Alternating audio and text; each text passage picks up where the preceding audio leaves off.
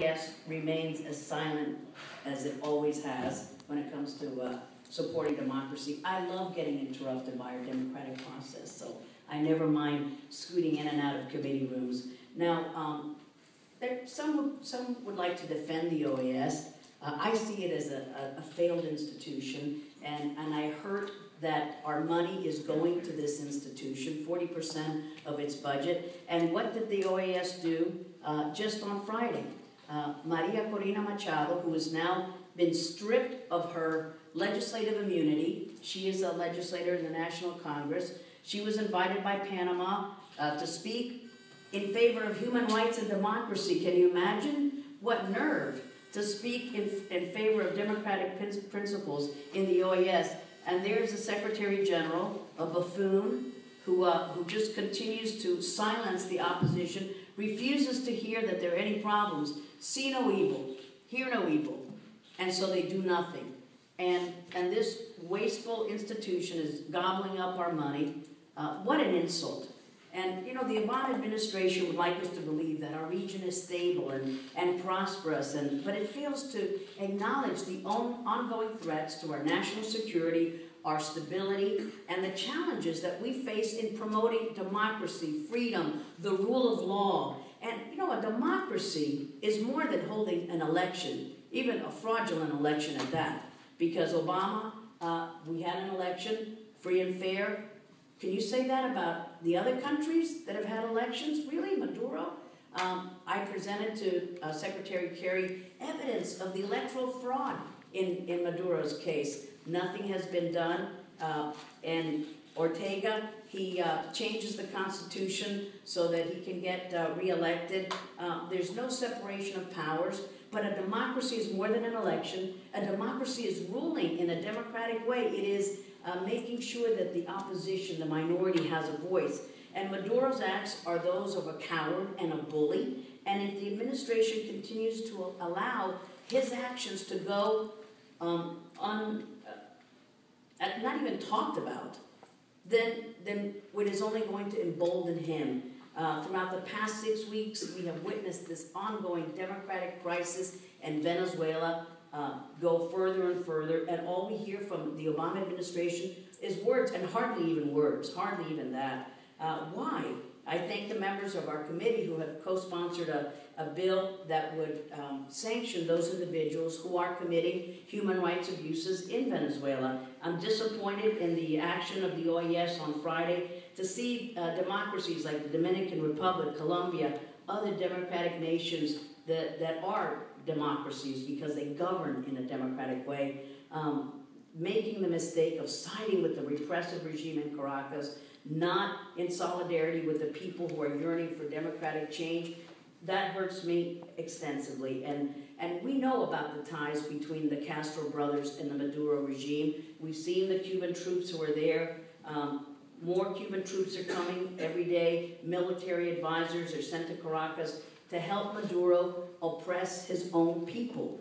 I cited how many deaths have occurred. Who has got the arms in Venezuela? Is it the students, or is it the National Guard and all of the thugs of Maduro? If these violent acts were occurring in other regions, Mr. Chairman, I think that we would act, but we choose to do nothing in Latin America. I think these countries are hurt by their proximity to the United States.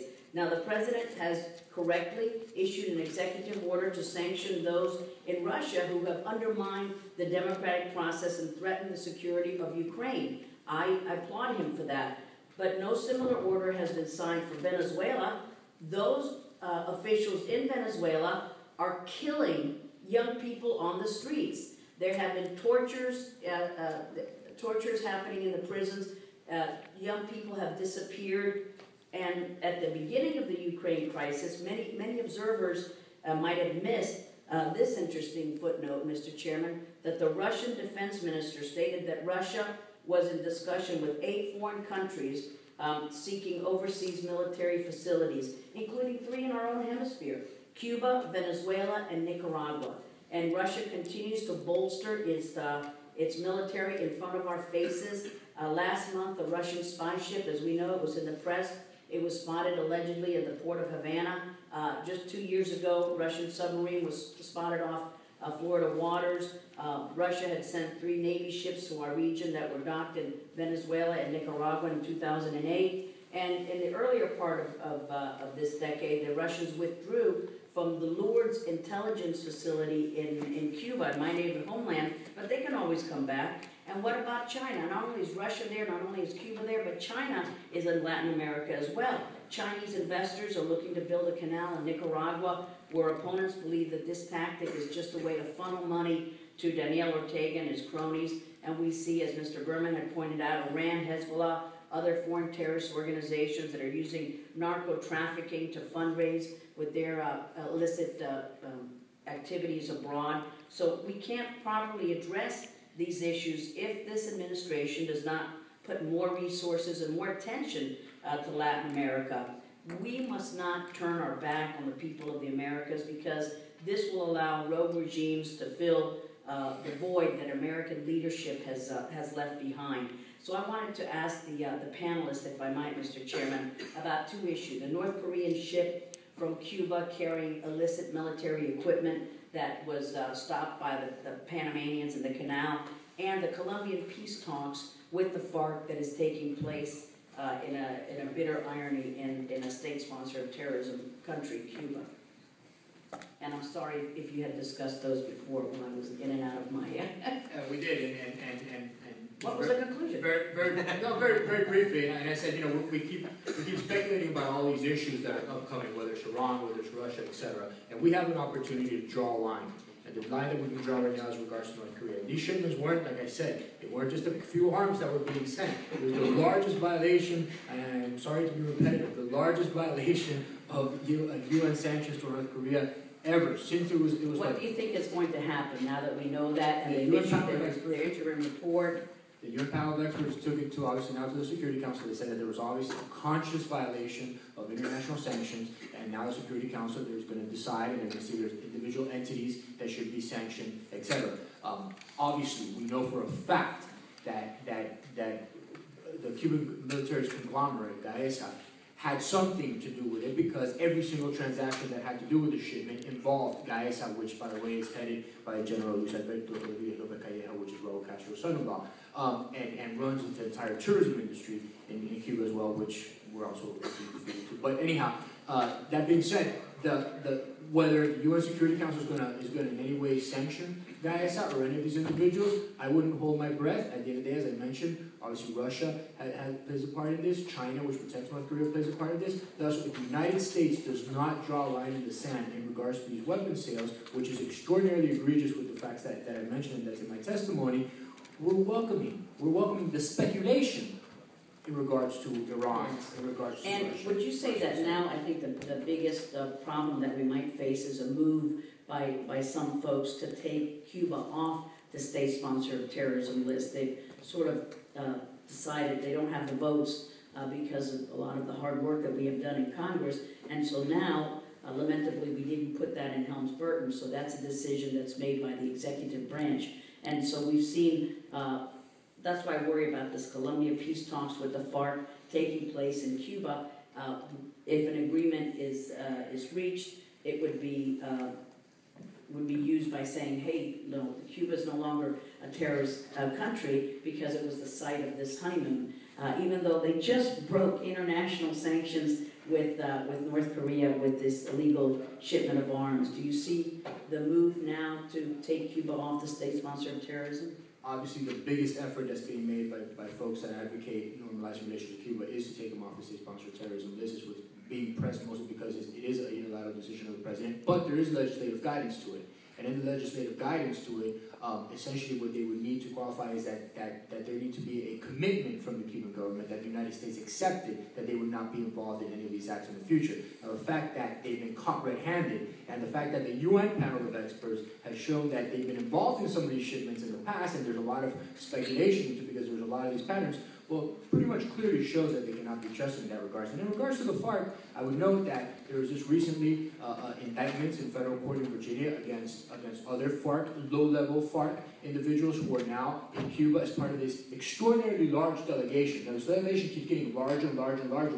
with lower and lower level officials because, guess what? They're being indicted here in the United States for terrorism and for some egregious acts. And now they're going to be in Cuba. Are they going to ever come and face justice here? Probably unlikely. The fact as well that Joanne Chesimard was named to the top 10 most wanted terrorists list would also makes it very, very difficult to justify their removal from that. And the fact, and you know, a recent BBC documentary on Gaddafi brought about, they rekindled Frank Churchill, who Frank Churchill, as many of you recall, was the rogue CIA agent who sold nuclear material, who led Gaddafi's hit squads, and they interviewed him once again, guess where? In Cuba. Frank Churchill is still around, and obviously we know what he did. So all these things adding up makes it, I think, would make it very difficult to justify the removal of Cuba from the state-sponsored list. Thank you. Ambassador Wright?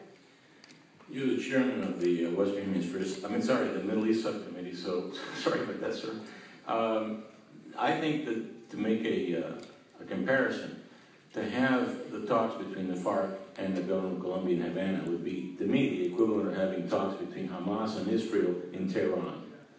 That's about how much sense it makes. Let me give you also an anecdote about Colombia that goes to a lot of the statements that have been made here, and I'm very sorry that Mr. Meeks left because I really wanted to engage him in a little dialogue about some of the facts that he apparently has gotten wrong about what happened in Venezuela, because I was assistant secretary when some of those things that he claims happened did not happen. But on Colombia, in 1991, then President Bush, 41, pulled me out of retirement, one of my many retirements, and asked me to go to the UN Human Rights Commission in Geneva. That was the year that the first Gulf War started. In fact, it was the day that the first Gulf War started.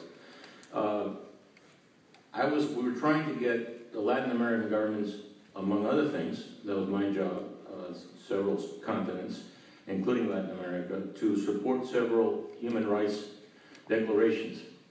One of them was on Cuba. The Colombian ambassador to the Human Rights Commission and I became friends.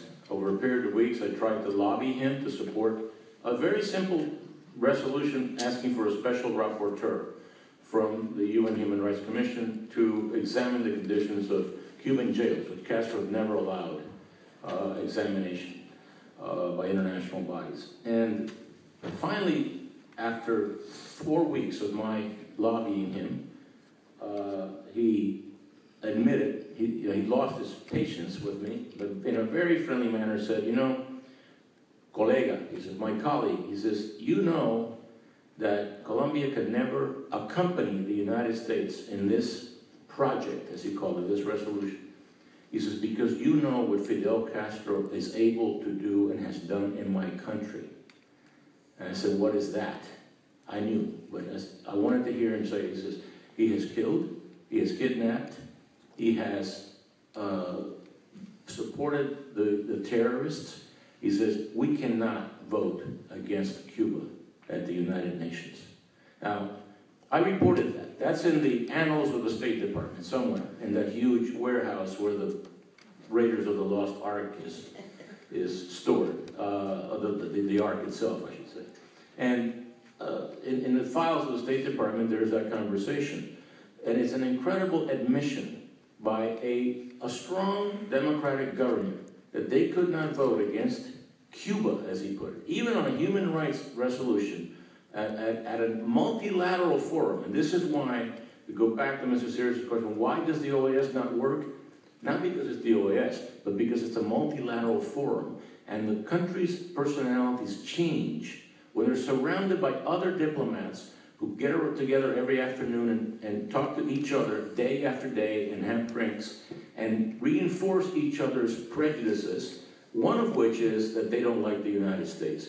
I frankly have to say that I'm so happy I was never asked, except for that twice the president asked me to go to Geneva for the Human Rights Commission. I think multilateral fora are inherently corrupt, intellectually corrupt.